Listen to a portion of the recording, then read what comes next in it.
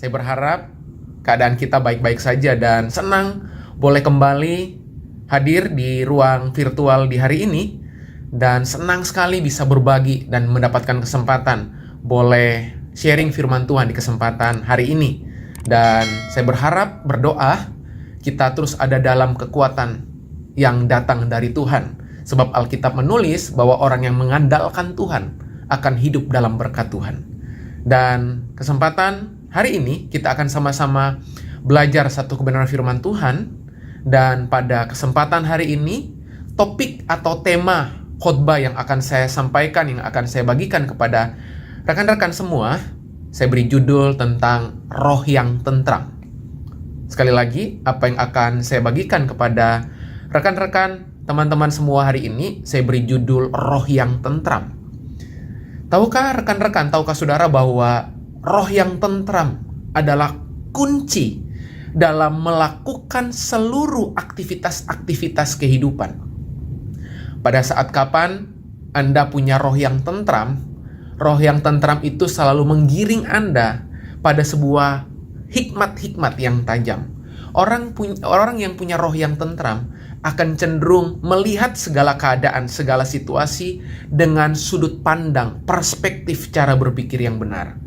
Nah, itu sebabnya pada kesempatan hari ini kita akan sama-sama belajar dari satu kisah di Alkitab yang saya yakin kisah ini seringkali Anda baca, seringkali saudara dan saya pelajari, bahkan sering banget kita mendengarnya.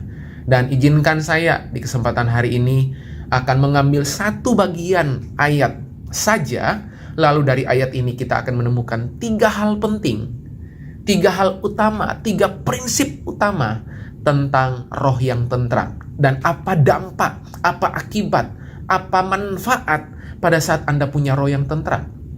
Dan mari kita akan sama-sama melihat satu bagian dari firman Tuhan. Kita akan lihat sama-sama buat rekan-rekan yang ada di rumah dan dimanapun bisa menangkap pesan, mendengarkan firman Tuhan ini. Mari kita buka sama-sama dari kitab Bilangan pasal 30. Bilangan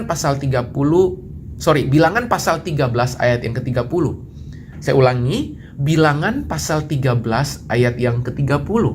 Nah, kita akan lihat sama-sama apa isi dari Bilangan pasal 13 ayat 30. Firman Tuhan menulis, kemudian Kaleb mencoba menentramkan hati bangsa itu di hadapan Musa. Perhatikan dengan baik, kalimat ini penting. Saya ulangi, kemudian Kaleb mencoba menentramkan hati bangsa itu di hadapan Musa. Nah, kalau Anda membaca kisah ini, Anda pasti akan mulai bertanya-tanya, sampai kenapa? Apa penyebab sampai Kaleb mencoba menentramkan hati bangsa itu? Kalau saudara membaca kisah atau ayat-ayat di atasnya, saudara pasti menemukan bahwa kondisi ke-12 pengintai hari itu terbagi 2 kubu. Ada kubu yang kemudian berkata kepada Musa, kita akan masuk menduduki tanah itu, sebab tanah itu adalah tanah yang sudah dijanjikan Tuhan. Itu kubu Yosua dan Kaleb. Sementara kubu yang kedua adalah 10 pengintai sisanya yang berkata kepada Musa, Musa, lebih baik kita pulang kembali ke Mesir, sebab tanah atau tempat di mana kita intai adalah tempat yang penduduknya memakan manusia, memakan orang. Tempat di mana yang kita intai adalah penduduk yang berperawakan besar dan raksasa. Alkitab menulis seperti itu. Itu sebabnya membuat 10 pengintai ini ciut nyalinya dan menyebabkan mereka lupa dengan janji Tuhan yang Tuhan udah janjikan dalam kehidupan mereka. Seringkali hal yang sama kita alami. Teman-teman, pernahkah teman-teman ada di sebuah kondisi, situasi, keadaan di mana Anda lebih mempercayai fakta yang Anda lihat daripada apa yang Tuhan katakan? Anda lebih mempercayai apa yang Anda lihat secara fisik oleh mata jasmani Anda daripada apa yang menjadi janji Tuhan dalam kehidupan Anda. Sama seperti 10 pengintai ini, mereka melihat fakta yang berbeda dengan janji Tuhan dalam hidup mereka. Janji Tuhan bahwa tanah yang mereka lihat nanti, yang mereka intai adalah tanah menjadi milik mereka, tanah perjanjian. Tapi faktanya adalah justru berkebalikan. ada sebuah keadaan, situasi, kondisi yang sulit mereka percayai berdasarkan apa yang dijanjikan itu. Makanya hati mereka menjadi gusar, hati mereka mulai menjadi nggak tentram, mulai gelisah. Nah, saya mau kasih tahu buat rekan-rekan, hati kita sering kali gelisah kalau kita terlalu sering membesar-besarkan masalah. Kita terlalu sering membesar-besarkan fakta. Dan dengar baik-baik, pada saat Anda seringkali membesar-besarkan fakta, membesar-besarkan masalah, Anda sementara mengecilkan Tuhan dalam hidup Anda. Sehingga pengaruh Tuhan, faktor Tuhan, janji Tuhan bahkan dalam kehidupan Anda nggak bisa lihat dengan baik. Dan hati mereka mulai nggak tentram, hati mereka mulai gelisah, karena mereka fokus pada apa yang mereka lihat. Dan kalau kita membaca ayat ini, Alkitab menulis, Kaleb mencoba menentramkan hati bangsa itu di hadapan Musa. Jadi kata mencoba di situ berarti menunjukkan ada sebuah upaya dari Kaleb. Ada sebuah usaha dari Kaleb untuk menentramkan hati bangsa itu. Dengar baik-baik, orang yang tentram akan tentramkan orang lain. Kenapa Kaleb bisa menentramkan hati bangsa itu?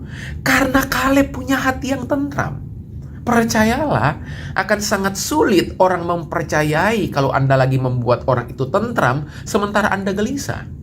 Orang yang gelisah tidak akan mungkin bisa menentramkan hati orang lain. Orang yang gelisah tidak akan mungkin membuat hati orang menjadi tenang.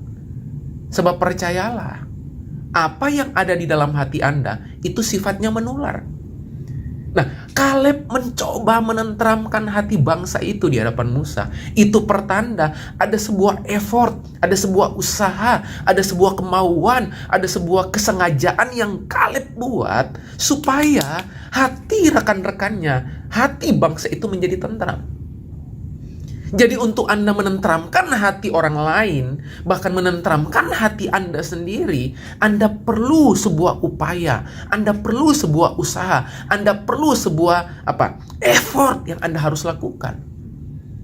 Nah, kalau Anda memahami pembukaan dari ayat ini, kemudian sekali lagi Kaleb mencoba menentramkan hati bangsa itu di hadapan Musa. Nah, perhatikan, kalau Anda sudah memahami di bagian ini bahwa hati yang tentram itu perlu diupayakan. Hati yang tentram itu perlu diusahakan. Mencoba menentramkan katanya. Ada kata mencoba di situ. Ada sebuah usaha yang disengaja. Ada sebuah usaha yang disadari. Karena kondisi keadaan saat itu lagi nggak tentram. Makanya di bagian-bagian ini saya mau tekankan bahwa orang yang hatinya tentram akan bisa tentramkan orang lain. Akan sangat sulit kita tentramkan hati orang lain sementara kita sendiri nggak pernah tentram. Nah, apa 3 kunci yang saya maksudkan di menit-menit awal tadi? Nah, perhatikan apa dampak yang pertama kalau orang punya hati yang tentram. Saya berdoa hari ini, rekan-rekan, mari miliki hati yang tentram. Oke? Miliki hati yang tentram. Nah, apa dampaknya? Namun sebelum saya berbagi apa dampaknya, Alkitab bilang begini, teman-teman. Hanya dekat Allah saja aku tenang. Hanya dekat Allah saja aku tenang. Kitab Mazmur menulis. Kata hanya, ayat ini dimulai dengan kata hanya, dan hanya. Itu artinya, hanya itu artinya udah gak ada lagi yang lain. Kalau saya berkata, saya hanya punya satu pulpen ini. Itu artinya, saya gak punya pulpen lain selain pulpen ini saja. Berarti hanya itu satu-satunya. Nah, perhatikan, hanya dekat Allah saja aku tenang. Hanya dekat Allah saja aku tenang. Jadi ketenanganmu itu tidak datang dari keadaan di sekitarmu. Harusnya ketenanganmu tidak dipicu oleh keadaan yang bisa Anda kendalikan. Harusnya ketenanganmu tidak lahir dari situasi kondisi yang Anda bisa kendalikan, Anda bisa kontrol, Anda bisa kuasai. Tapi Alkitab bilang, ketenangan kita yang sejati justru tidak bergantung pada keadaan, tidak tergantung pada kondisi, tidak tergantung pada situasi, tidak tergantung bahkan dari perasaanmu. Ketenangan yang sejati lahir dari kedekatanmu dengan Tuhan. Kedekatan menentukan ketenangan. Oke, kedekatan akan menghasilkan ketenangan. Jadi dekatmu menentukan tenangmu. Nah, makanya kita perlu bergantung penuh sama Tuhan, Sang sumber ketenangan, Sang sumber kedamaian, Sang sumber kesejahteraan, Sang sumber damai sejahtera. Makanya akan sangat sulit Anda mencoba menaruh ketenangan Anda di situasi, di kondisi, di keadaan. Percayalah, ketenangan Anda nggak akan pernah bersifat permanen. Dan ketenangan Anda gampang sekali digoncangkan oleh keadaan dan situasi. Sekali lagi, ketenangan yang sejati hanya Anda peroleh di dalam Kristus dan firman-Nya. Hanya dekat Allah saja aku tenang. Nah, apa manfaat dari punya roh, punya hati yang tenang? Di ayat yang sama, saya bacakan sekali lagi. Kemudian Kaleb mencoba menenteramkan hati bangsa itu di hadapan Musa. Katanya, perhatikan, katanya, tidak, tanda seru. Wow, hal yang pertama yang teman-teman mesti pahami, bahwa orang yang hatinya tentram, orang yang hatinya tenang, gampang atau mudah atau bisa mengambil keputusan.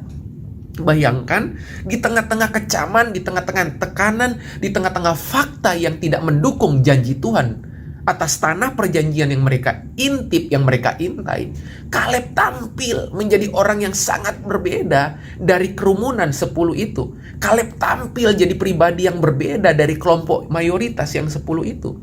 Kaleb berkata tidak, tanda seru. Itu pertanda bahwa orang yang punya hati tentram mudah ambil keputusan. Makanya coba lihat, pada saat Anda mengambil keputusan dalam kondisi yang tidak tenang, akan ada dua kemungkinan. Anda tidak akan pernah mengambil keputusan, sebab tidak mengambil keputusan adalah sebuah keputusan. Atau yang kedua, Anda akan salah mengambil keputusan, dan salah mengambil keputusan adalah sebuah keputusan. Keputusanmu nggak akurat, keputusanmu nggak tajam, keputusanmu itu nggak dipenuhi hikmat, keputusanmu itu nggak menimbulkan dampak efek jangka panjang atas hidupmu. Karena Anda nggak tentram, nggak tenang, sehingga Anda terburu-buru ngambil keputusan. Dan keterburu-buruan, ketergesa-gesaan seringkali membuat Anda menyesali pada apa yang Anda putuskan. Jadi sekali lagi, yang pertama malam hari ini, sekali lagi yang saya mau tekankan buat teman-teman, rekan-rekan Youth GBI Tidar Blessing, mari, dampak yang pertama, orang yang punya hati tenang, hati tentram. Tidak, Kaleb bilang, ya, itu bukan tanda tanya, itu tanda seru. Berarti ada sebuah penegasan yang besar, penegasan yang sangat tegas. Tidak. Kira-kira kebayang nggak teman-teman kalau kata tidak itu cuma ada koma dan nggak ada tanda seru? Itu bacaannya. Membacanya itu cuma cukup tidak. Tetapi karena ada tanda seru, cara Anda membaca tentunya berbeda. Dan tanda baca itu mengekspresikan apa yang ingin disampaikan oleh Kaleb. Kalau saya tulis kata tidak, lalu kemudian nggak ada tanda seru, Anda membacanya gimana? Tidak. Nggak ada penekanannya. Tapi kalau saya menuliskan kata tidak, lalu ada tanda seru, artinya apa? Itu ada sebuah penekanan. Tidak. Gitu. Tidak.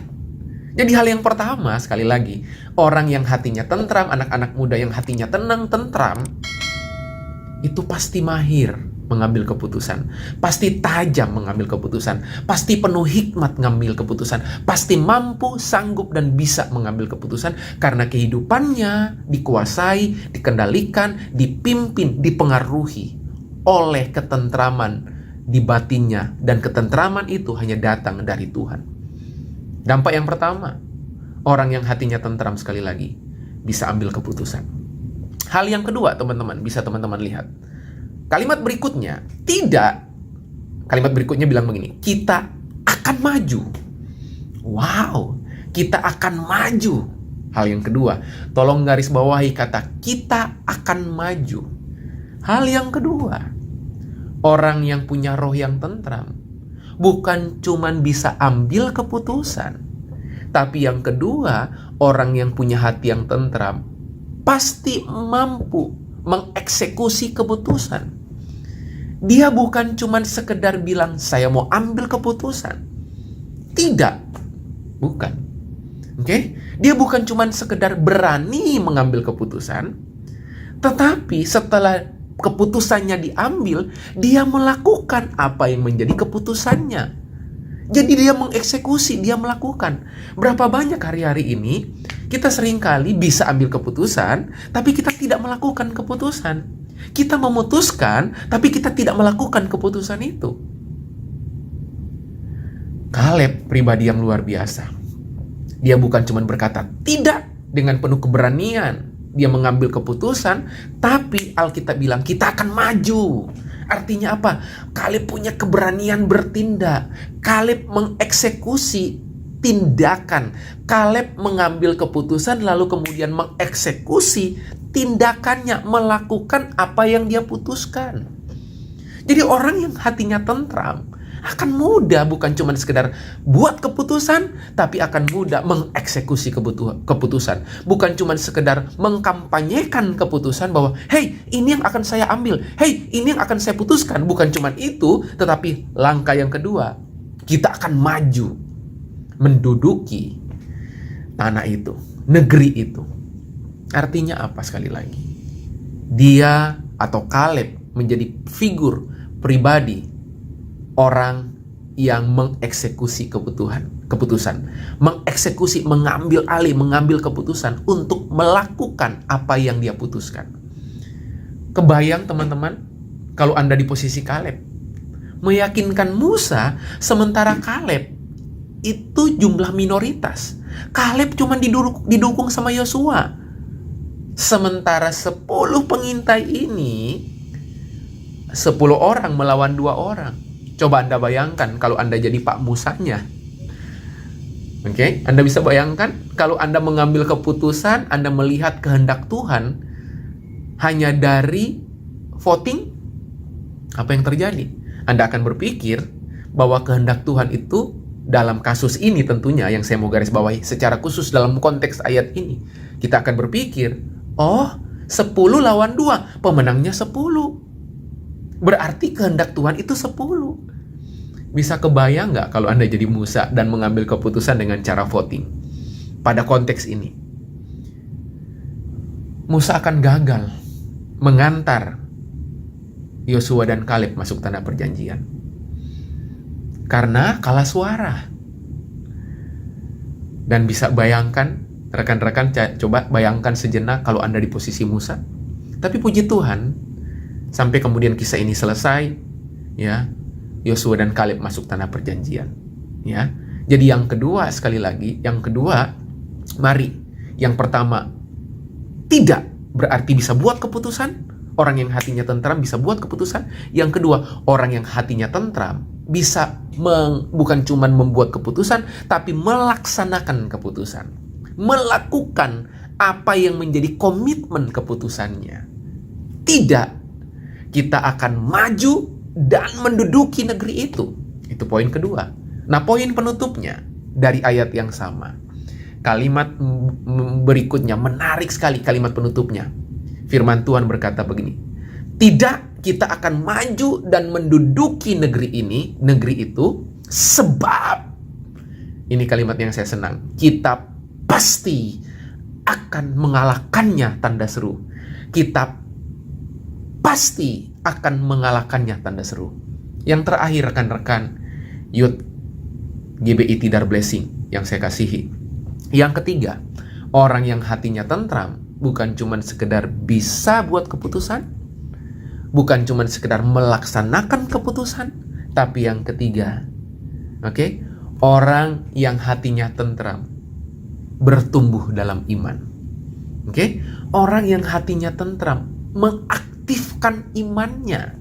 Kita pasti, Alkitab bilang, kita pasti, Kaleb bilang. Jadi ada sebuah keyakinan yang besar, ada sebuah iman yang besar bahwa Kaleb meyakinkan hati 10 pengintai itu dengan sebuah keyakinan iman yang besar. Kita pasti. Alkitab nggak menulis sebab kita akan mengalahkannya. No.